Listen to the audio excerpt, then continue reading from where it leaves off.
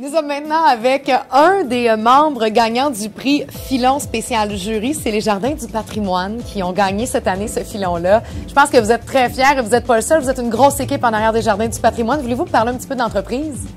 Oui, en fait, on est, oui, effectivement, deux groupes d'actionnaires principaux, tous de l'Abitibi-Témiscamingue, et le groupe de Val-d'Or était représenté aujourd'hui.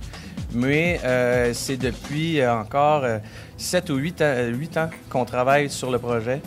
À Val-d'Or, on essayait de trouver des investisseurs locaux, on avait de la difficulté. On a essayé avec une compagnie montréalaise, on a eu de la difficulté aussi. Puis finalement, c'est en regroupant des gens de la région qu'on a réussi à faire notre projet à la hauteur de 15 millions pour les personnes âgées de Val-d'Or et c'était très en demande. Ça fait longtemps qu'on avait identifié le besoin à Val-d'Or de faire une maison comme celle-là.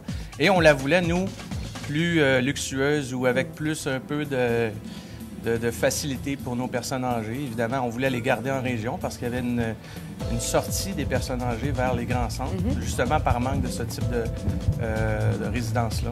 On en a fait une. C'est important pour vous de garder les intérêts locaux. Donc, c'est important pour vous que le projet demeure entièrement témiscabitibien pour les Jardins du patrimoine. Pourquoi? Bien, justement, parce qu'on croit que c'est en région qu'on va retrouver les gens qui y croient le plus puis qui veulent garder ici les gens encore après leurs années où ils ont travaillé, où ils ont prospéré, où on a tous pu en profiter, puis garder les entreprises localement, évidemment, parce que si les gens quittent toujours pour les métropoles, on va les perdre si on va fermer la région, puis on le voit avec les mines et d'autres entreprises. Donc, c'était très important. Mais avec la population qui est vieillissante, c'était vraiment un besoin qui était très, très réel, autant ici qu'ailleurs. Je veux dire, la population vieillit partout. Donc, en Abitibi-Témiscamingue, c'était un grand besoin d'avoir une bâtisse comme ça. Je sais que vous avez, c'est une résidence de luxe, mais il y a aussi énormément de services à l'intérieur de la résidence pour les personnes âgées. Voulez-vous nous en parler un petit peu? Probablement que c'était ce qui était le défi le plus grand parce que c'est là où les investisseurs peut-être perdent le plus. Parce que c'est pas en vendant des loyers, mais en donnant des services. Puis dans les services, bien, en fait, on a un médecin garanti, on a une piscine, un spa, on a le service de pharmacie, on a des préposés, évidemment, 24 heures sur 24. On a une superbe chapelle, une grande salle communautaire, des activités hebdomadaires. Évidemment, une très généreuse et disponible directrice générale, Mme France Leclerc, qui fait un travail exceptionnel depuis qu'on l'a avec nous. Puis, je pense que c'est dans l'animation, et évidemment la cuisine avec M. Dorval qui lui, organise. Oui, nous, on a 3 repas par jour, ce qu'il n'y a pas dans toutes les maisons.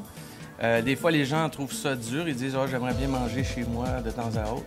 C'est pas impossible, ils ont tous une cuisinette, mais on y croit beaucoup. Puis on pense que c'est le genre de service que les gens ont besoin. Évidemment, il y a beaucoup de choses que j'oublie. Non, mais c'est complet. On sent que le désir d'offrir une résidence supérieure de qualité aussi en fait, aux personnes vieillissantes de Val-d'Or, et c'était au cœur du projet. Et c'est une belle réussite, c'est de gros investissements, ça fonctionne bien. Je pense qu'on peut vous dire bravo pour les Jardins du patrimoine, et vous avez réussi comme ça à aller chercher le filon du prix coup de cœur du jury. Longue vie à vous, félicitations pour le futur. Merci beaucoup.